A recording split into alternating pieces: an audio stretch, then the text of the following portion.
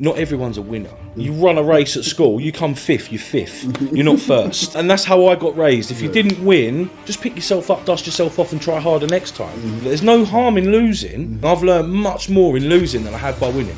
I wanted to be someone. You know, I always had that drive in me to be someone from a young age. I've learned over the years that there's certain ways to handle different people. So I'd always been a bit of an entrepreneur, like ducking and diving, buying and selling, whatever you want to call it. Always liked the idea of business. I've built a construction business in 7 figures now, turnover, and I've done that from zero, with no previous knowledge of corporate business in my life. I come from nothing and built a 7-figure construction business.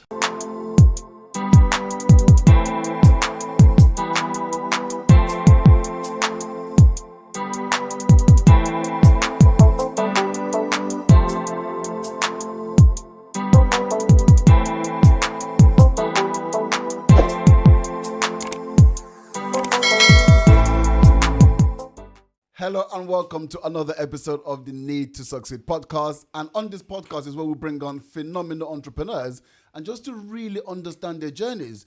Because oftentimes what happens is you get 2 people who have gone through the exact same situation. One person decides because of this situation, they can no longer achieve the things that they actually want to achieve.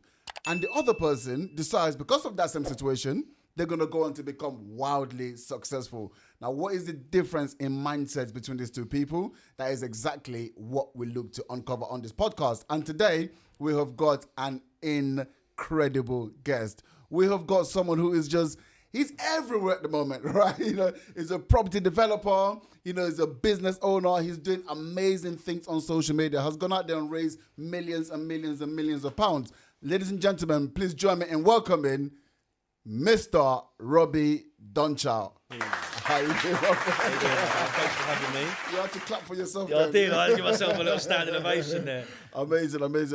Robbie, such a pleasure to have you on. It's a pleasure to be here, mate. Pleasure to be here. You know, like genuine, like everything that you're doing at the moment is just so inspiring. Like I can't, look anywhere without seeing you. But it's just also how raw, genuine, honest you are in all of your messaging. It's just really, really refreshing. It's not something, in all honesty, that you see a lot of, and it's really refreshing to see. Yeah, I don't like smoke and mirrors, mate. If I'm going to share something, I like it to be authentic. I like people seeing me for what I am. And I like average people that have come from humble beginnings, being able to have that realisation that anything's achievable. It's mainly but down to mindset. Yeah. Do you know what I mean? Absolutely. And I'm really keen to help as many people as I can on their journeys doing whatever it is, whether it's property related or business or just surviving. Do you know what I mean? I like to help people, man. Yeah. Incredible. And that definitely comes across in what I can see you doing. But we've got a tradition on the podcast. And the very, very first question, Robbie, is what does success actually mean to you? Success? Wow, what does it mean to me? Being able to leave a good legacy for my kids, and I want them to be proud of me. I want them to, when they're of an age to understand the hard work and the sacrifices that I've had to make to give them the life that they're gonna have. I want them to appreciate that. Do you know what I mean? And I want them to go on and then work hard and have good lives. Do you know what I mean? I had good role models when I was a kid, but I think I was lacking someone who really knew what they would, I never got mentored as a kid. We were just from working class. It was like, you go to school, you go get a job, college, and then you work, you die. That's the community that I come from. Normal people just go to work, they die, don't they, And yeah, I always wanted to be a little bit more, and I want to, success to me is just helping others as well. Do you know what I mean? Self-fulfillment to me is success. When I feel fulfilled in what I'm doing and that I'm making a difference and making other people happy as well as myself, then that's success to me. It ain't just monetary. It ain't just financial gain. Do you know what I mean? That almost comes like 3rd or 4th on the list for me. 100%. Do you know what I mean? Yeah, 100%. That makes a lot of sense. And it's crazy because, I had a lot of successful people on this chair, my friend. And it is literally, and it's weird because maybe when you're trying to attain a certain level of success, you don't quite understand that, right? Everyone's always thinking monetarily. Yeah. But once you get to a certain level, like no one here sees they're going success means make as much money as possible, literally, because Yeah. it's not really about the money. Like we were just talking before, and you said money comes, money goes. Yeah, it right? does, yeah. But it's all the other things. You just mentioned family so many times. You mentioned legacy, and Mm. you know, all of these things are really what defines success to you, because you're like, I can die happy now because I've been able to achieve these things for my family and for my loved ones. But there's also something that I think about all the time from what you've said there. You know, your kids are not going to grow up how you grew up. No. Right? It's just not going to happen. And there's this, you know, you're a very, very hard worker, very, very diligent. You chase your dreams with everything you've got. That's very, very visible to see, right? And that's, you know, in my opinion, that's as a circumstance of where you've come from, and we're going to unpack that and hopefully get to understand that a bit more. And they're not going to go through those things. No. So one thing that kind of scares me is, how do I instill the same level of, you know, dedication and motivation in them? If they're not going to experience that struggle. Yeah. Yeah, and I don't know, and I think the key to that would be, you know, making them self-aware.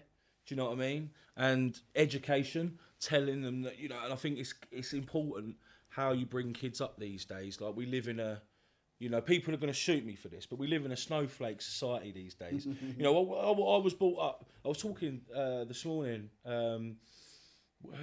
with my mum, actually, and we were laughing, and it's like, when I was brought up and when my mum was brought up, not everyone's a winner. Do you know what I mean? You run a race at school, you come fifth, you're fifth. You're not first. Do you get me though? 100%. Yeah, and that's how I got raised. If you didn't win, just pick yourself up, dust yourself off, and try harder next time. But you didn't win. Yeah. Do you know what I mean? There's a fucking key element to understand there, and I think that is important to understand.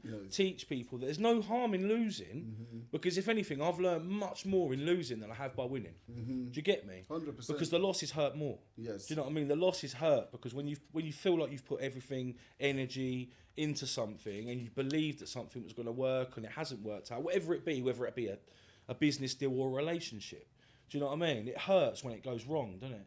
And it hurts to lose things, people, whether it's money, people, whatever, it hurts. But the lessons that you learn from that loss, turn that loss into a mistake rather than it being a loss. 100%. And it is a fact, in my opinion. Well, I can't say it's a fact. In my opinion, I completely agree with what you're saying there, because like, it softens you. If you come second, you come fifth, you get a trophy for it, it softens you. Every time that happens, I got a trophy. Okay, I haven't actually got to strive to win. Exactly. Do you know what I mean? Exactly. And then all of a sudden, that drive to want to succeed is gone. Do you know what I mean? If you haven't got to strive to win, to achieve, to get what you want, then where's the purpose in what you're doing? You're just existing. The need to succeed is gone. Hey, see what I'm saying? Hey, look, that's what I'm saying though. Yeah, you need that need. Yeah, if you want to succeed and truly achieve, I think you have to have that. Absolutely. And that for me is how I will, you know, instill in my kids that I'll make sure that my kids know that I didn't grow up with a silver spoon in my mouth. Do you know what I mean? I will make sure that my kids understand that, you know, I came from a working class background, and that, you know, my mum used to work 3 jobs when I was little. My dad was a bit of a duck and diver. He used to be a bit of a criminal. Do you know what I mean? But that's the background that I came from, and my mum and dad were only trying to do the best for me with what they had. Do you know what I mean? But that was the limit of their beliefs. Do you know what I mean? They didn't have the aspirations and the goals to go and strive forward and build empires because they didn't come from that stock. Absolutely. Do you get me? And we don't all come from that stock, but I think if you've got it in you and you've got that vision, you've got to harness it, and you've got to harness that energy and use it. 100%. Yeah? You know, I think you just nailed it then in that last part, because, you know, the reality is that's what you came under, but nonetheless, you've obviously been able to break through that and really achieve what you've achieved now. So that really brings me on to the point, because what I love to do on this podcast is really, you know, not talk about all of these successes, but say, okay, let's talk about your journey. Yeah, what happened to get there? Yeah, because someone is listening to you now going, Robbie, he's smashed it, he's nailed it, he's raised millions. Like, this is like, you understand? All that's cool, but where did Robbie actually start? Where was his origin, right? You know, before he got to who he is today, because it's in that journey from there to here is really where the lessons are. Yeah. So like, if we were to start the beginning, where would you say is actually the beginning for you? Oh, mate, I don't know. The beginning for me was, I was a bit of a troubled upbringing, a good family. I'm not gonna sit here and say that, my mum used to beat me and that, because she didn't. I had a good family. My mum loved me. My real dad weren't around. He was off doing drugs, heroin at a young age. My mum had me at a young age. She was only 14. And I grew up with a young mum, and that came with its problems because people used to say things, and my family weren't always like orthodox, shall we say. They earned money how they earned money and things like that. So that was quite growing up like that and being aware of what your family were doing to earn money and things like that. It sort of made me a bit different to all the other kids. Do you know what I mean? I was from that family where like my friends' parents didn't want them hanging around with me, didn't want them going around my house because my dad was a bit dodgy. He was a lovely guy, bless him, rest his soul, do you know what I mean? But the fact was he was a bit of a dodgy guy, do you get me? So, yeah, it started from young. I always knew I was different. And the thing I guess I knew I was different is because although what I used to experience I thought was cool, and the things I used to see, my family, my dad and his brothers and that get up to, I was like, that's what I want to be. I want to be a gangster. Do you know what I mean? I want to be that. And I always knew like I wanted to be that because I thought it was cool. But then as I got older and I started doing those things myself, I realised that weren't me. Do you know what I mean? I didn't want to be a horrible person. Do you know what I mean? I didn't want to have to go doing things for money that I didn't agree with doing. Do you know what I mean? How did you realise that? I don't know. I think it was just because I kept doing it, and I just thought I thought I had to be that because that's where I came from. Yeah, I thought that I'm doing this just because I'm a product of my environment, and that was almost like a get out of jail card for me. I'd just be like, I'm product of my environment. I learnt this from what I've seen, but like monkey see, monkey do. Do you know what I mean? And that's what it was for me. I saw my dad do these things, and I grew up around these things. It was normalised to me, so I just did it because I wasn't scared of the repercussions of doing things. I wasn't bothered about the legality surrounding doing dodgy stuff. It just didn't bother me because I'd seen it growing up.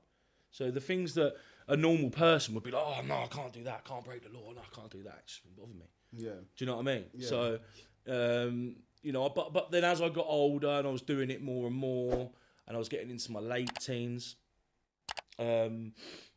and I was mixing with people that like I didn't really align with, and that's maybe when I realised that I started disagreeing with what I was seeing happen. Do you know what I mean? When it didn't really sit right with me, when I had to do something or something I saw I didn't really like. Do you know what I mean? And that's I started to get a bit more self-aware. I didn't just follow the crowd. I was a bit like, no, I don't like this. Do you know what I mean? And I always pushed against the grain. I was an MC when I was younger. I used to rap, make hip hop music, yeah. So I was always out there and pushing against the crowd to do something different.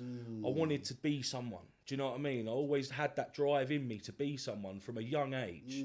Yeah, so I always had that from a young teenager. Where did that come from? I don't know, mate. I don't know. My granddad maybe, like, because my dad weren't really around, my real dad, and then my stepdad raised me until I was 18, and he died, unfortunately. But my granddad always used to say to me, do something for yourself. And at the time, I didn't know what that meant. Yeah? I was, what do you mean, do something for yourself? You know, he was like, don't go and work for someone else. And I'm talking, this was when I was like 7, 8. Oh, wow. You know what I mean? I was young. And he'd always say to me, don't work for someone. Don't do what I've done. And, you know, my granddad earned good money. He was an electrical contractor, manager, good money, you know. And this was him saying that to me, like, don't do what I've done. You know, do something for yourself, whatever it is, you know. And who knows at 7, 8 years old what you really want to do, man? I'm thinking, do something for myself. What does that mean? Do you know what I mean? And then I grew up just thinking, and he always said it to me, like, you know, year on year we'd talk about what I wanted to do when I left school and all this, that and the other. And he'd always say, do something for yourself. Wow. Do something for yourself. All the time, for years and years and years. I can remember him saying it to me when I was, you know, doing something wrong at school, and I'd be like, I don't know what I want to do. And he'd be like, just do something for yourself. And for years, I always wondered what that was going to be, because then, you know, if he believed in me that I could do something for myself, he always used to say, oh, you're a bright boy, you can do it, you know. And I suppose maybe he was the first one to instill that belief in me, I suppose, because he said to me, you know, you're a smart boy. And, you know, when you're a 7, 8, 9, 10-year-old boy, you don't look at yourself as a smart, bright, intelligent young person. You look at yourself as a kid.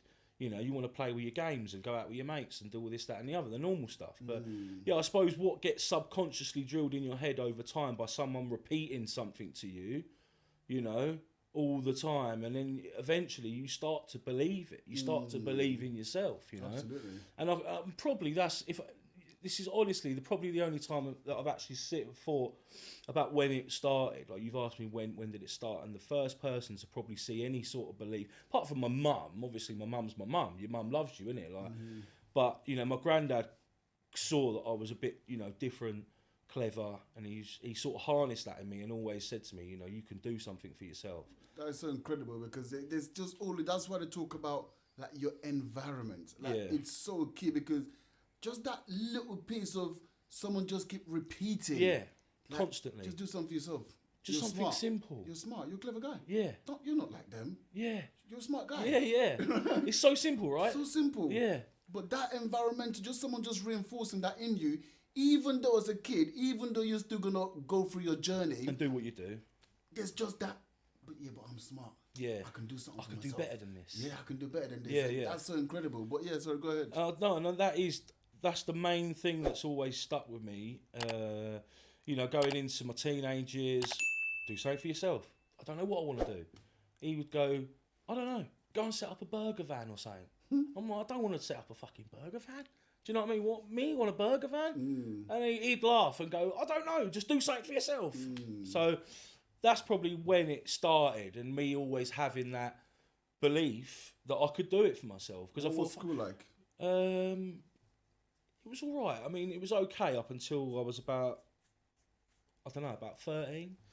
And then I lost interest. Do you know what I mean? Because my granddad, you know, people kept telling me, oh, he's smart, he is, Robbie. He's cleverer than, you know, his peers, you know. And then one of my teachers, when I was younger, I was quite good on computers. And I think I was about 11 at the time, roughly, because I was in middle school. So I was about 10 or 11. And I had parents' evening. And we used to do ICT at school, you know, on the computers. And I was building websites at 10 years old, like learning HTML coding. I was self-teaching myself HTML coding online at 10 years old. And I didn't realise it was a massive thing to do, like a clever thing to do. I was just doing it, you get me? And my mum's come into school, and my ICT teacher sat my mum down, and he said, yeah, Robbie could pass a GCSE ICT exam now, business exam now, and I was 11. Wow. Do you know what I mean? And my mum was like, you know, wow, like, clever boy, you know? And I was just like, this is just what I do. And little did I know, like, you know, I taught myself to do that. I'd adapted to that skill I'd found that I had, and I'd made these websites and made them look really cool and stuff like that. So, yeah, I've always, again, I suppose that's from being told that I could do something and that I could do anything I wanted to do. I'd started to truly believe it, you know, and if there was something that I wanted to do, I'd just do it, because I've been told that I could do anything I wanted to do, and I believed it. And that even, you know, transcended down into the times where, you know, I got into, you know, when I got to school, you said, where did it change? And got to about 13, 14, I started doing drugs, you know, because I'd grown up around it. It was normal to me to not be bothered by things like that. So, you know, all my friends were getting into it. I was hanging around with people that were a lot older than me because I had a bit of a mature head on my shoulders. Most of my peers, when I was that age, were 4 or 5 years older than me, because I was a big lad as well. So I used to go drinking in the pubs when I was like 13. So while my mates were in the park drinking Lambrini and cider in a can, I was in the pub because I had a fake ID. So my life changed quite quick because I was doing adult stuff as a kid. Do you know what I mean? So I grew up quickly, yeah. And then I lost my dad when I was 18. And a lot of, you know, from the age of 13 to 23 is a blur to me now. Because I'd done a lot of drugs, and I abused myself in that time. And I even say that doing drugs as an addict, not as recreational. When it goes beyond recreational, for me, I understand it as a form of self-harm. Yeah, because I was using it to hurt myself, because it was like the only way that I had the bollocks to do it is just by, you know, consuming as much as I could to forget the shit I was going through when I lost my dad and things weren't going right for me. What did that mean to you, losing your dad? Oh, it was hard. It was really hard. He was my stepdad, but he'd raised me from like the age of 2 till 18. And it was really hard because, you know, me and my brother, who's 5 years younger than me, were really close, and we still are. But, you know, I had to then become dad to him. I'm not his dad, and I'd never replace dad, but in that time, I had to then like take on him as a son essentially and teach him. He's 13. He was 13 at the time, so you know, for him it was like he didn't really, like he'd probably agree with me with this. So he didn't really truly grieve for that death of our dad until he was like 18, 19, 20. So more recently. Do you know what I mean? Because I don't think he really computed it at that time. Do you know what I mean? Because me and him got really close as well. We were really, really close. I found my dad dead in his flat. So that's what made it really hard to deal with. You know, I was already going through some quite difficult times with drugs and a girlfriend at the time. So I was already a bit of a dark place, you know? And then that happened. And I remember it like it was yesterday. I mean, me and my little brother actually, funnily enough, had an argument this night. And I, fuck off, man. Do you know what I mean? Just get out my face and all this. He's run away, gone to my dad's flat because him and my mum didn't live together at the time. I'm in Tesco's getting some drinks. It was a Friday night. I got a phone call. My girlfriend's phoned me and she lived on the flat below, underneath where my dad lived. And she said, "Oh, I've got your brother up here. He's trying to kick Danny's door in. Your dad, like, you know, come and sort him out. I don't want him to kick the door in. I don't think your dad's in." I was like, "All right, I'll be there in 10 minutes." So I finished my shop. Got up there, my brother's like all upset and he was like, "Oh, I don't want to talk to you, we just had an argument." I'm like, "Oh, shut up, man. Do you know what I mean? Stop being stupid. Like, what's the matter, you know?" He's like, "I want to see Dad. I ain't seen him for 2 days."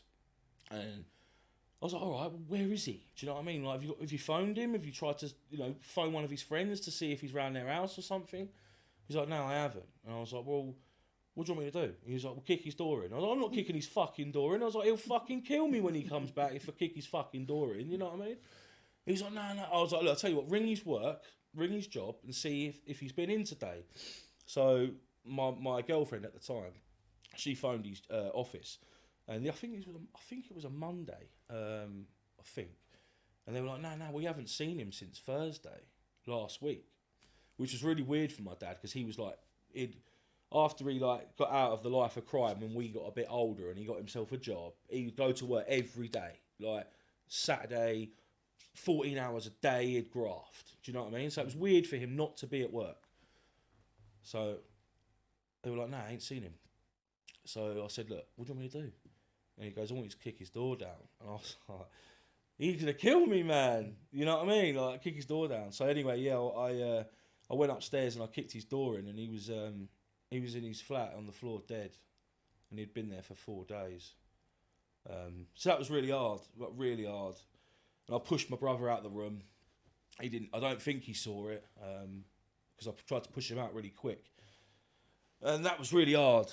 You know, you can imagine I was 18. Do you know what I mean? I thought I knew everything at that point in my life. I thought I was untouchable essentially, and then boom, that happened, and yeah, it was a really fucked up time in my life really because I just went even further down this slippery slope. You know, drugs, drink.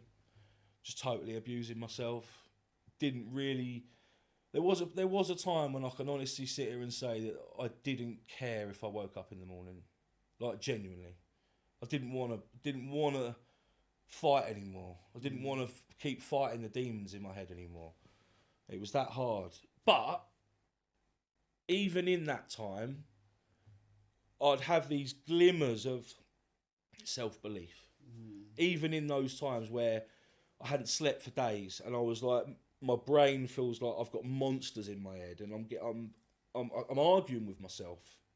I'm on my own, and I'm talking to myself, and I'm losing my mind at this point, like literally, like I'm going crazy, yeah. But there were times where I'd have like moments of clarity, and the noise would stop, and I'd be like, "No, you're better than this." Do you know what I mean? And then I still bumbled along, doing stupid things. By all intentions, I should have been dead by now, probably 6 or 7 times.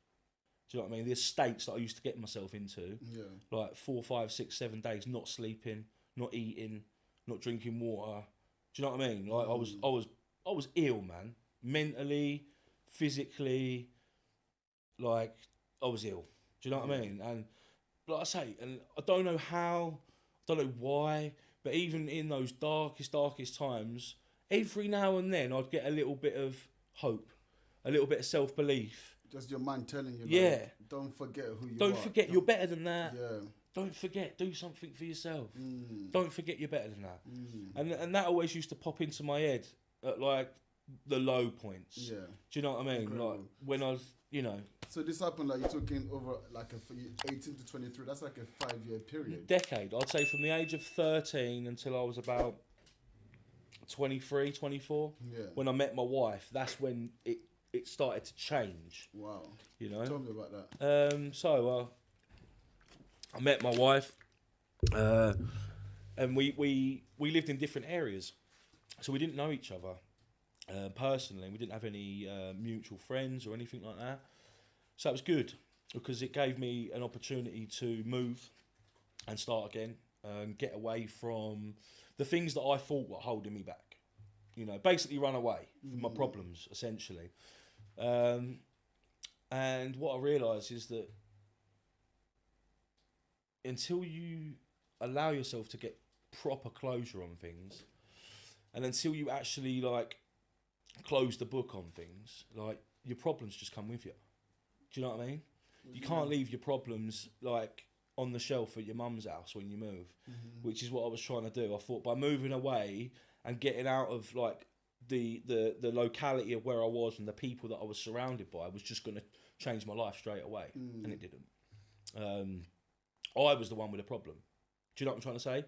It wasn't. I thought at the time that I was getting away from my problems, but I was just taking them in my bag with me. Do you get me? And those were the mental problems that I had to get over and basically rediscover myself again. Do you know what I mean? Because I'd lost myself. I'd lost all purpose. I'd lost any drive. Well, not drive, because I always, like I said, always had that little bit in me, like with my music and the things I used to do. I always had that drive and motivation to be better. But I'd lost purpose, you know. I'd lost direction. How did you begin? So did you move in with your wife at the moment? Yeah. So you moved in with her. Yeah. But the feelings didn't change? Not straight away, Not no. straight away, Yeah. You know, we you know, I didn't totally go away and stop doing the bad things that I was doing. You know, I was still doing the shit that I shouldn't have been doing. And then I had a bit of a realisation that, hang on a minute, like, half my mental problems is down to the stuff that like I'm putting in my body. How did you come to that realization? Just because I'd kept doing the same shit and got the same results all the time. Simple as that. Like I thought, why? I kept sitting there like, why am I feeling like this all the time?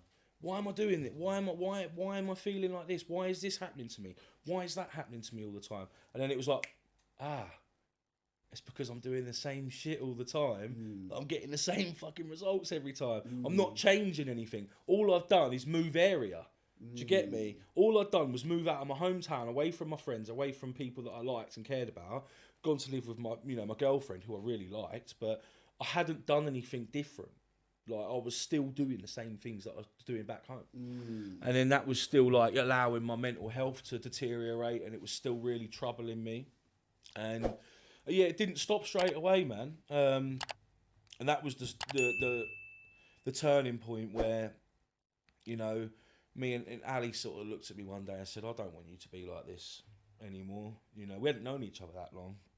And she was like, she'd started to get an insight into what I was like and my mental state and things like that. And she was like, you're better than this.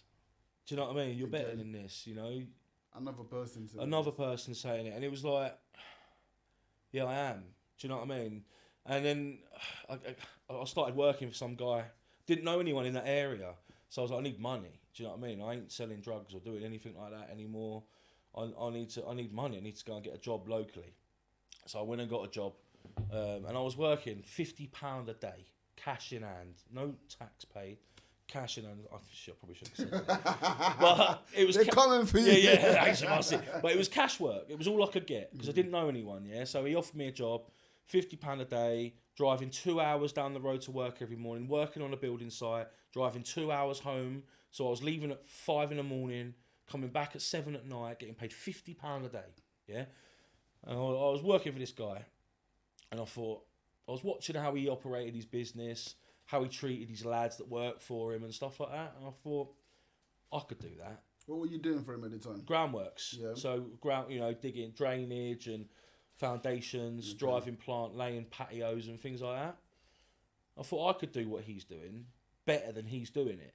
So that was the first realisation time that I realised that I could do something, or I had that desire to want to do something. This could be my thing, actually. Yeah, exactly. And I thought, hang on a minute. Like, okay, I didn't manage to turn myself into the next Eminem when I was trying to rap, yeah. But I had a go at it, and it didn't make me what I wanted it to make me. So that was it. It was a lot of transferable skills, because designing a brand, running a business, marketing that brand, getting leads for that brand, whatever your sales point is, was similar to what I was trying to do with my music. I was trying to sell my own brand, my own CDs that I'd made, my merchandise that I'd designed. So it was similar but different. Do you get me? 100%. So I sort of transferred the skills I had from doing that and put it into a business. Started my business with me and 2 other people, and went from there, mate. And this was like, I was like 27, 26 at this point. Yeah. I'm 33 now. Yeah. So by this point, I was like 26, just started my business. I've been working for this guy and someone else for about 2 years, done the rounds and sort of, got enough information about how they run their businesses to then put it into my own, So that's what I did. Started up with another guy, and within sort of 9-10 months, we had like 10 guys working for me. Started out with one little white van. Within 10 months, I had another 3 vans. Within 2-3 years, I had over 30 guys working for me. Wow. Yeah, wow, it was fucking horrible. Like, it was horrible. Why is that? Stress. Like, it was like I became an agony aunt, a babysitter for people all the time. And maybe that's generally more apparent in the construction industry and those types of workers and that demographic, that you have to deal with the problems that I used to deal with. Maybe it's not, but the experience, that's all the experience I've had in running business is in construction and dealing with construction workers, and they are hard to deal with. Do you know what I mean? What sort of things were you having to deal with? Oh, mate, the list is endless. People stealing my tools, breaking my tools, stealing my vans, crashing my vans, then lying about it. Lying about crashing the van? Yeah. How can you lie about crashing the van? Mate, once, for instance, they'd come back from work one day and they've rung me saying, the van's got a massive dent in the back of it. Someone must have reversed into it in the car park. And I'm like, really? Like, do you know what I mean? And that was just one instance. There was another time a guy was driving home from work and one of the lads had phoned me during the day and went, Rob, I don't think he's all the ticket today. I don't think he's all there. And I'm like, what do you mean? And they were like, don't go. I think he's been on ketamine. And I'm like, what? I'm like, he's fucking on ketamine, and you've been working on a building site all day. Are you fucking kidding me? He was like, it's all right, we've left now. I'm like, what do you mean it's all right? It's not all right. Do you know what I mean? Because he's fucking driving. And he was like, no, this is why I'm ringing you. He's just crashed the van. I was like, oh my fucking God. Like, this guy's been working for me like 5 days, brother. 5 days, yeah, this guy's been working for me. And I'm like, oh my God, like, he's just gone on a new job for me. Like, I've just got this contract.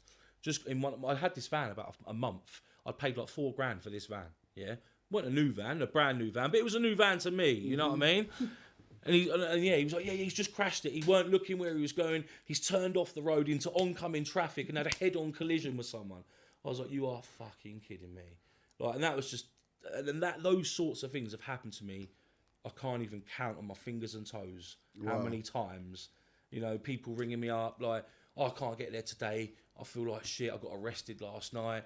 They've taken my wallet, taken my car keys. I'm like, okay. Just today. This is 7 o'clock on a Monday morning, mate. Do you know what I mean? And those sorts of problems. Do you know what I mean? And it was hard. So being a 26-year-old, you've now come into this new environment and you're experiencing these new things. You don't come from a business background. No. It's not something you've done before. Like, how are you processing all of this? It was hard because I was emotionally driven a lot of the time. So I'd get angry and they'd know about it. I'd shout and swear at them and, I'd have arguments with people. And I probably handled myself in quite a bad way. Do you know what I mean? I was quite fiery. I still am now to a certain extent, but I've learned over the years that there's certain ways to handle different people. Do you know what I mean? People respond in different ways. I could shout at you and you could just look at me and go, why are you shouting? Do you know what I mean? But some people I could shout and they'd go, oh, okay, I'll do that. Do you know what I mean? Yeah. So people respond to things in different ways. And I learnt that. It taught me a lot about people. You know, although I was new to business in a corporate sense, I'd always been a bit of an entrepreneur and, you know, like ducking and diving, buying and selling, whatever you want to call it. So I'd always like... Yeah, I forgot about that entrepreneurial Yeah. I always liked the idea of business. But yeah, it taught me a lot about people, and that's how I learned how to conduct myself a bit better in business over the years through the mistakes I made. Yeah. But like I said earlier, if you don't turn them mistakes into lessons and learn something out of them, then they just stay as pointless mistakes. 100%. So yeah, it's been a very much a crash course in business, my career so far. Absolutely. What's the biggest thing that you've learned about people? Now there's a question I've never been asked before. The biggest thing I've learned about people.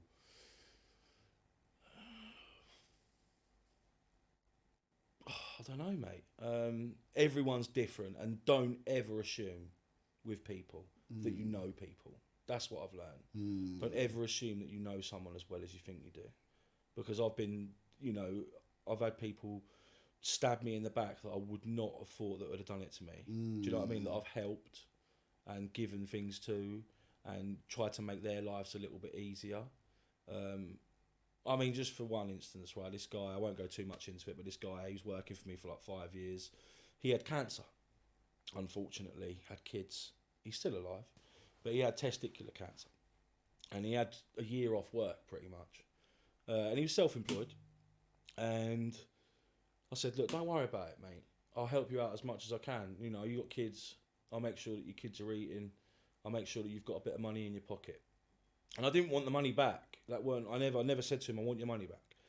I set up a GoFundMe, a GoFundMe website thing for him. I raised like 3,500 for him. And I gave him about, I don't know, probably about 2,500 of my own money, my own cash. Bought his missus shopping a couple of times and things like that. Nothing major that I would consider major, but I helped him. It's major. I helped him. Yeah. Do you know what I mean? I made sure that his life wasn't really shit for a whole year while he was dealing with this problem that he had, yeah? And he had chemotherapy and all that stuff. And I'd known him for a few years and I really liked him. And I said, look, don't worry, mate, I'll help you out. Because that's the sort of guy I am. So I helped him out. And he come back to work after a year on a new job, on a new contract that I just got. And I said to him, look, I need you guys to be on your best behaviour over here. Because I was going through a bit of shit at the time with some guys that I had. And things felt like at that time they were sort of like falling apart because I was getting into the property a bit more full time.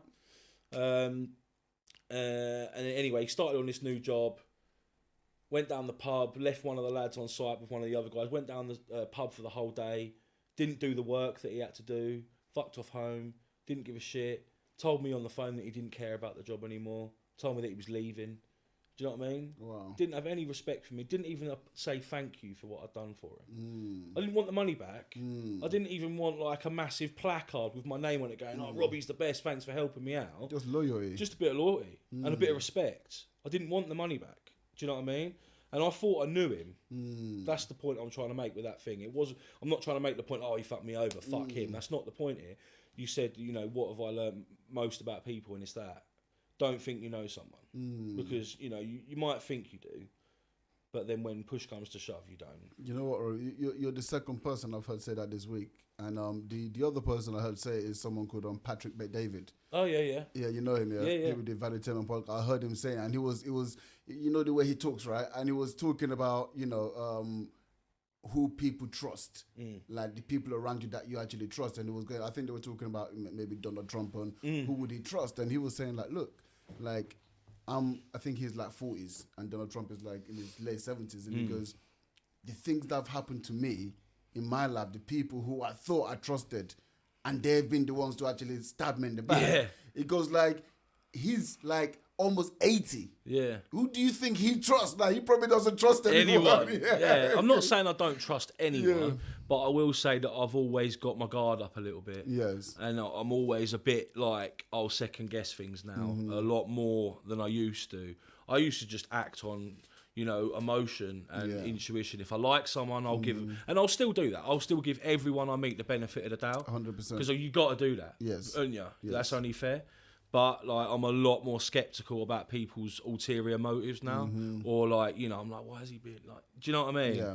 So yeah, I do overanalyze people a lot more now than I used to. And I think, maybe overanalyze might not be great, but I think definitely paying attention and analyzing and not doing, because what you've just said, I completely understand it, because that's also a trait that I've got, which was before, it's something that I'm working on, which is you expect from people what you would give. Yeah, and that's a big problem. You've got to understand that not everyone works to your parameters. Exactly. Like, and one thing, like, you ever done a disc profile before? No, I haven't, but I know what you're talking about. Do it. You'll be amazed by it. You'll love it. Okay, I did mine the other day, and it said that I've one of my traits in there is that my pace of work is the same of that as many other people. So my pace of working of just one person is the same as like 3 or 4 people.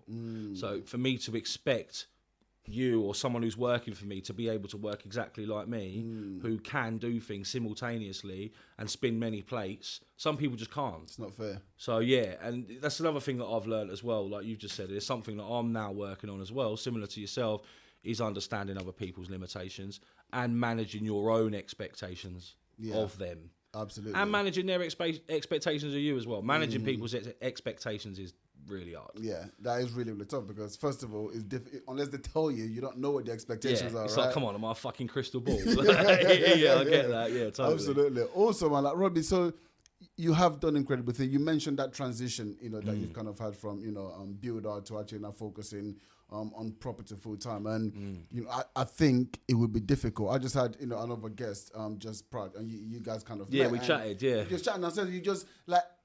It would be difficult for anyone in property right now not to know who Robbie is. Yeah, I like it. Thank you. I appreciate that. No, genuinely, man, what you're doing is incredible. And, it would be remiss of me to finish this without really trying to tap into your brain a little bit. Yeah. Let's try to give something back to the public and say, you've raised, like, what, millions of pounds now? Over the past couple of years, we've raised around... I reckon we've probably raised about 2 million in private investor finance. Yes. Yeah, we've also built our pipeline of development deals up to be worth, I think, there's about 7 sites in there that are worth about 20 million. Yeah. So when we've built all them out, it's got a collective GDV of over 25 million. Incredible. Over the next sort of 5-6 years. Incredible. We've just started a big direct-to-vendor campaign last week. Yeah. Sent like a couple of thousand letters out. We're going to be doing that every week for the next 6 months. Yeah. And yeah, we've gone from like 0 to fucking hero right now. And that's because I've surrounded myself with the right people, and I've aligned myself with people that have got the same values as me. And that's key, I think, if you want to succeed in any walk of life, is aligning yourself with the right people that you can get down with and you can really like progress with together. Do you know what I mean? I could have done it on my own, but it would have taken me 10 times longer. Yeah. Do you know what I mean? It's all about leverage. That's one important thing. I'm sure you totally understand leverage and what that means. Yeah.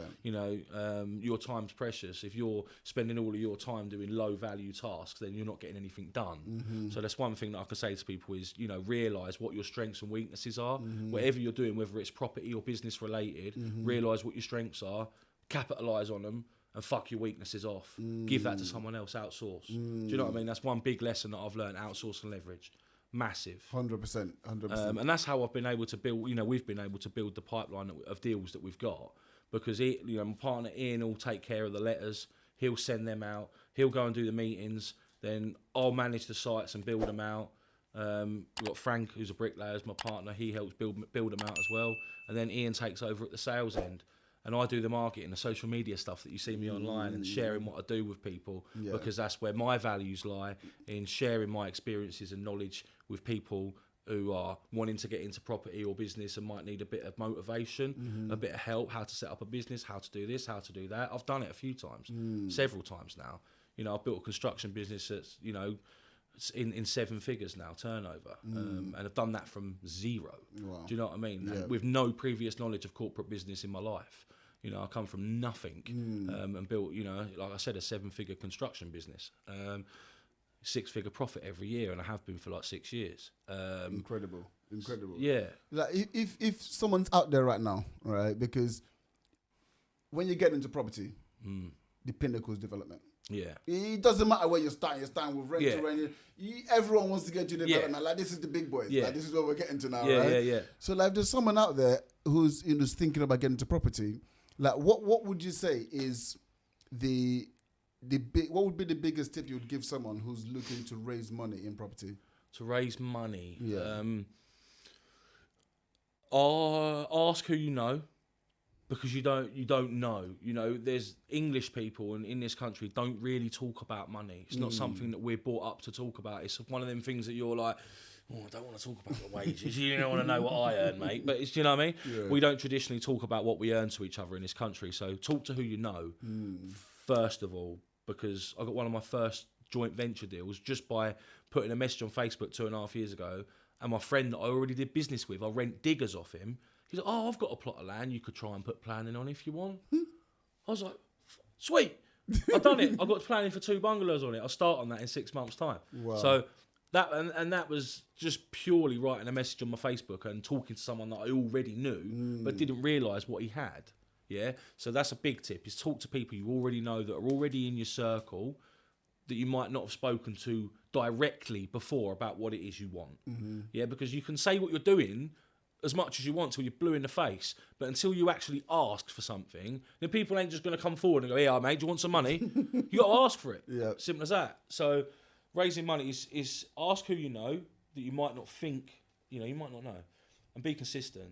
Social media, like if you're using that as a strategy to raise money, people on social media want to see consistency. They don't just want to see you posting once on a Friday and then not seeing your face again for another month, because compared to that person, compared to me or yourself, because I know you're very prolific on your socials as well.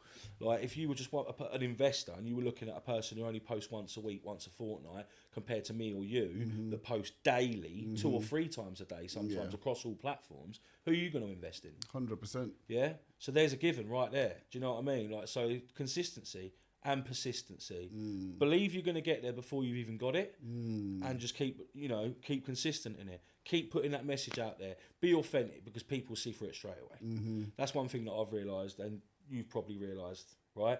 You can sit in front of a camera and smile as much as you want, but people see through that. Yeah. People see through white teeth all day long, mate. 100%. Especially real people. Yes. Don't get me wrong. There'll be people that buy into that ideology and the smoke and mirrors and the dream.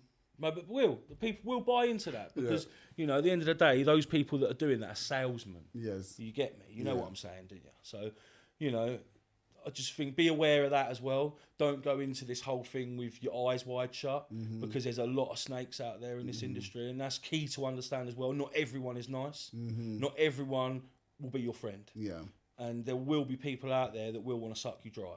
Absolutely. Do you know what I mean? 100%. That actually leads me onto my next question, which is, if someone is coming to the industry now, right, especially going into developments, what would you say to them?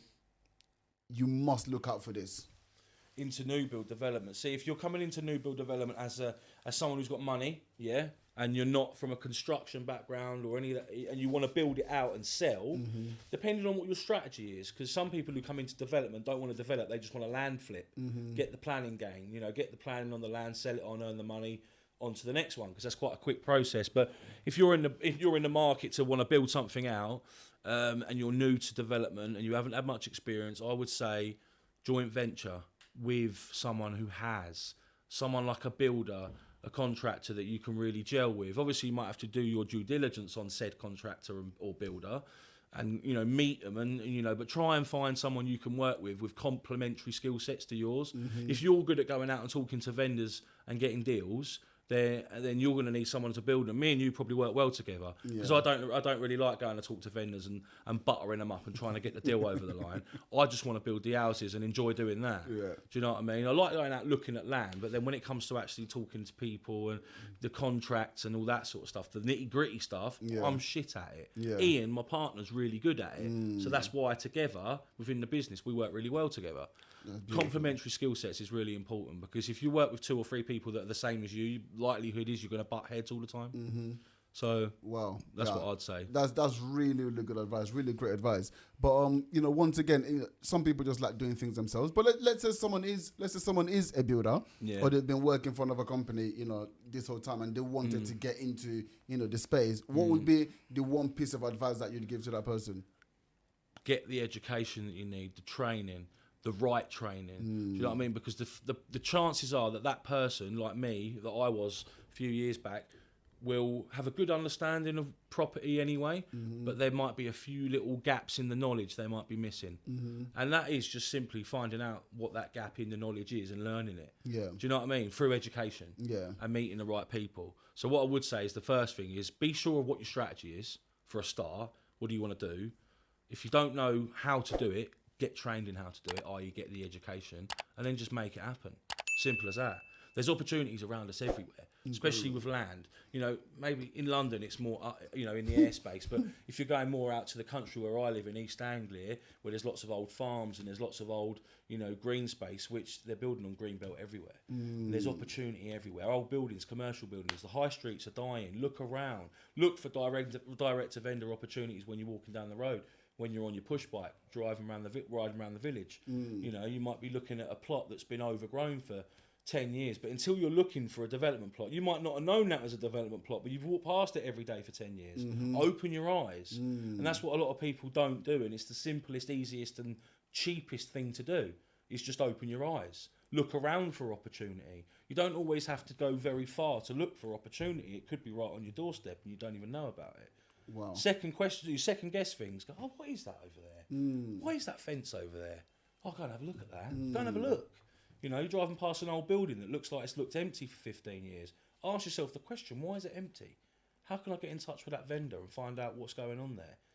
Just simple things like that. Wow. But like you said, number one for me would be find out your strategy, holes in your knowledge, get educated, and joint venture with people that are already doing it. Robbie, where does this hunger come from? I don't know, mate. I've just got this constant burning fire to succeed and to be the best. It might sound really arrogant, yeah, but I believe that every successful person has got a slight degree of arrogance because you've got to truly, you've got to believe that you're better. You've got to believe that you're the best, even if you're not. And I know you don't always have to be the best to get, you know, paid for doing what you do. You don't have to be the best at it. Do you know what I mean? There's different levels. You know what I mean? You don't have to be the best property developer but earn shitloads of money at it. But yeah, I just want to be the best. You know, and I don't know what that means really, and I don't know where it's come from. And I think it's just it's a culmination of the events I've been through in my life, the doubt that's been thrown on me by my peers and the people that were around me. Oh, he'll never amount to nothing. Look at what he's doing to himself. He'll never amount to nothing. And I've always had that, like, no, fuck you, I will fucking do something. And that's where it comes from, mate. And I just keep feeding that hunger.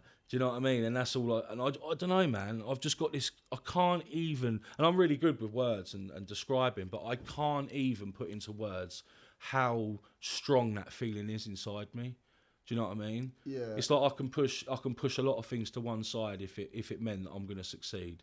Do you know what I mean? I'll do the hard stuff. It don't bother me if I've got to do the hard work to get the good results. It don't bother me. To be honest, you don't need to be able to verbalize it, because your actions and even just you speaking now and just your body language, and you're trying to express that's it with what it's words, like, it's just like honestly, mate, it's like I've got this like, it is like I feel like I've got this pressurized thing inside my body that I'm like a fucking rocket that I just want to explode. Do you know what I mean? Yeah. And it's hard to deal with. It's exhausting sometimes. Yes. It can be a double-edged sword. Yes. Like, people look at me and go, fucking hell, I wish I was like you. And I'm like, mate, it's exhausting at times. There's times where I've been awake all day since 5-4 in the morning and I'm still sat there at 12 at night, 1 in the morning that night because I can't turn off mentally, because I've got so many fucking ideas buzzing around in my head and so many crazy things going on in my head.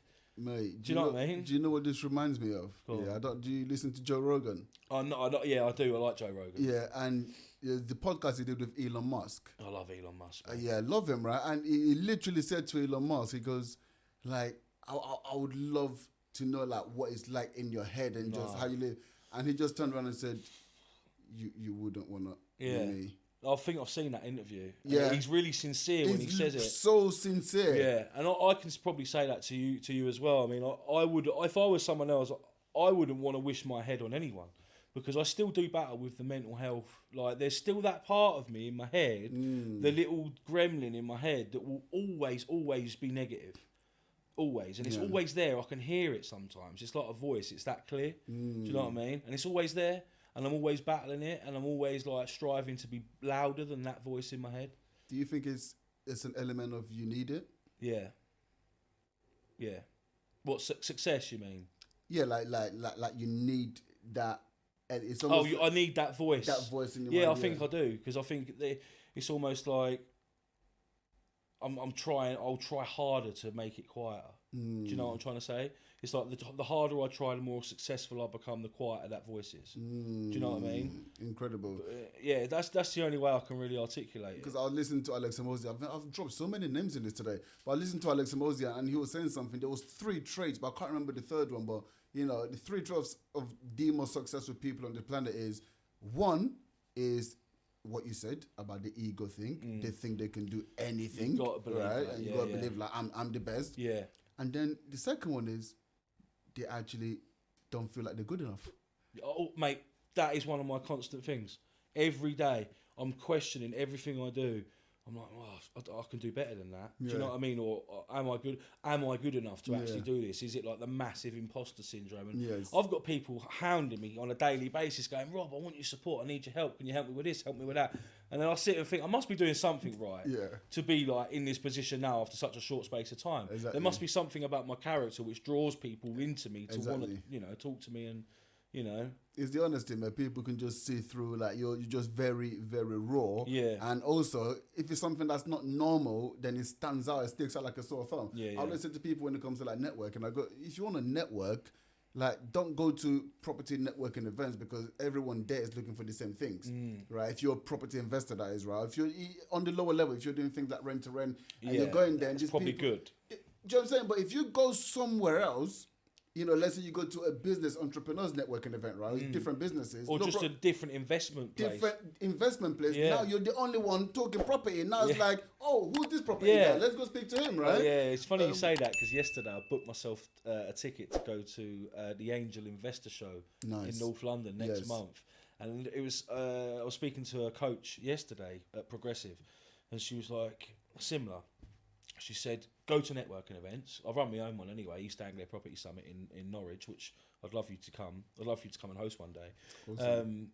But she said to me, go to a networking event that isn't property related. Because then, like you just said, you'll be the only property person in that room. And she also said another top tip, which I'll share with everyone, I don't care. Book yourself a ticket as an investor, because you book 2 types of tickets. Don't just book the pitch ticket, book an investor ticket. Because then you get to rub shoulders with the rest of the investors for the rest of the day. So I was like, yes, that was great. You can take that home with you, mate. Yeah? That is beautiful. I love that, exactly. mate. So I was like, that's a great idea. So, great tip. Yeah. So get the out beauty there. of coaching. Just something like you said, you might know all this stuff already, but it's just one idea that could change everything. Yeah, mate, you've got the light in your head. You just need it turned on. Absolutely. Do you know what I'm saying? 100%. Like people like me and you got that in you. You just need reminding of it sometimes. Oh shit, yeah, that was a good idea.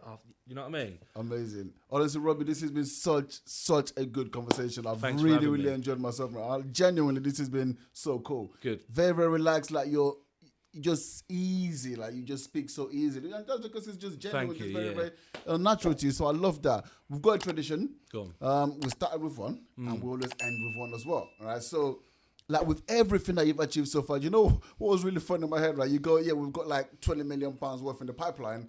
And then you said, like, we just done another 2,000 letters today. I was like, what's going on with this guy? Hey, I need it in abundance. I'll tell you what, I'll just drop this little golden nugget. But this year, I will be going into coaching myself with my partners. And that is one of the reasons why we just sent out another 2,000 letters. Because we want to help people get the deals done. We actually want to give people deals or leads to work with, and that's going to be a little golden nugget that's going to come with our training, man. Can you imagine that is going to I'm not surprised because everything you do big. Do you know what I mean? So I'm not surprised to hear that. And that was going to be the final question, which is, with everything that you've done so far, like, what is now your need to succeed? My need to succeed is helping more people on a much bigger scale. And by that I mean it ain't all about building houses and bricks and mortar to me, because I can do that anyway. And a lot of people in property can't. A lot of people are just investors. You know what I mean? So I can build a property, no problem. But I'd like to help more people achieve and realise their goals, mate, and realise their potential. And even down to the mental health thing. I'm a massive advocate for mental health and surviving it, and just showing people that you can survive it even when you feel like you can't. So for me, putting everything that I've experienced over the past, 25, 30 years of my life, I've put that into a melting pot over the past sort of 12 months, and I want to push on and help people a lot more, coaching, mentoring, and start my podcast this year, which you will be on. So yeah, I'm doing that as well. So that's next, mate, helping people on a much bigger scale. Incredible. Honestly, Robbie, it's been such an honor and a pleasure to have you on here. Thanks, and mate. Thank you so much for coming down. No, thank you. Appreciate it.